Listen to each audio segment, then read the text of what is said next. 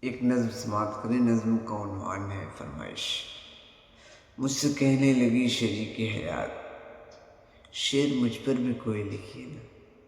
مجھ سے کہنے لگی شریک حیات، شعر مجھ پر بھی کوئی لکھیے نا۔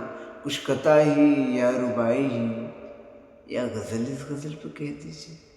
نظم لکھ دیجیے کوئی اچھی سی، گیت کا انتظام کر دیجیے، یا قصیدے کا قصد کر ڈالیں۔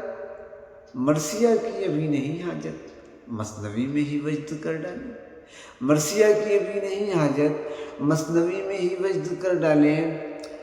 میرے گالوں پہ بال پر لکھیے، میرے بالوں پہ گال پر لکھیے، میری چشم غزال پر لکھیے، میری ہرنی سی چال پر لکھیے، میرے پیکر ہلال پر لکھیے۔